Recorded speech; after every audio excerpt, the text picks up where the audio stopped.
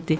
Alors, je vais vous parler maintenant d'un auteur qui est une femme, dont je vais vous lire 3 extraits. Elle s'appelle Anna Jouy, c'est une poète suisse qui a une 60aine d'années, qui publie des livres, mais qui publie aussi depuis juillet 2013 sur un blog qui s'intitule Mots sous l'aube.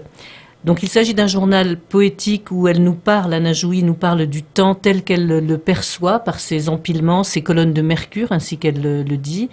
Ça se présente un petit peu comme un menu, même pas un petit peu, ça se présente comme un menu où les textes sont classés dans des rubriques qui découpent le temps d'une journée.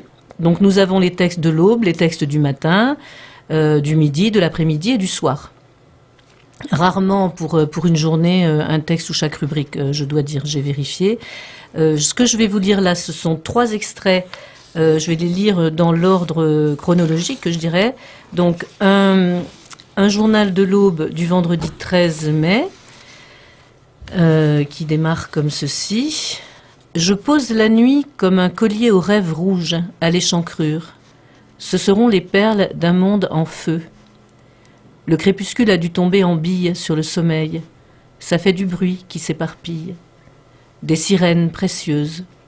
Je ne sais laquelle m'appelle. De loin reviennent d'autres cargos. Les ombres glissent graves dans ce cœur des orages. Je me heurte à ma peur. Toquer à la porte d'un songe pourrait emplir ma maison. Je repars. Le craquement d'un silence fait lui aussi des bulles, tandis qu'il me rend machinal un ticket de survie. Là-bas, un homme ronge le vent, son assiette pleine d'arbres. Il voudrait avaler la forêt qui murmure. J'entends que le réveil pique l'heure au point droit. Je suis cousu à l'orée du soleil. Je tends la main pour m'unir au lointain. Seul le secret secoue nos paumes. Nous n'avons encore que les lumières bleues de nos âmes. Alors, un fermoir sur le cou, il faut quitter le bal.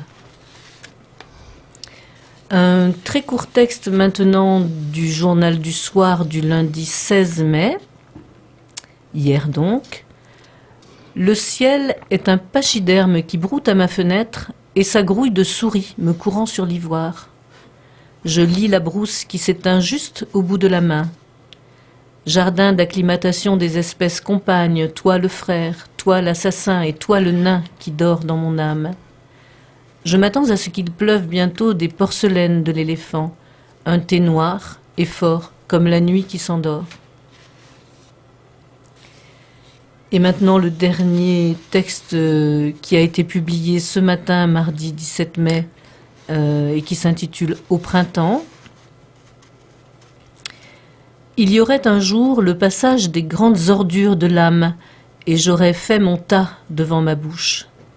Encombrement qu'un camion passerait prendre pour un feu quelque part. J'aurais sorti quelques lampes éteintes, des pensées bancales et écornées, et ces souvenirs dépassés, enfin, qui sont mes fonds de noir. J'aurais pu rassembler l'essentiel inutile, ficeler vaille que vaille le paquet, et tout remis dehors à des fins pures. Il y aurait un jour la belle lessive, une vraie pluie qui lave, une rincée, déluge avec des bulles pour wagonner du sale. Je serais sous le jet, nettoyée, épurée, une tête sans alphabet, le grand blanc, et tout à réapprendre. Je pourrais faire un reset, tout éteindre, et reprendre à zéro ma figure. Alors j'irai chiner une à une les pièces de mon être, me ramenant chez moi que le rare des autres.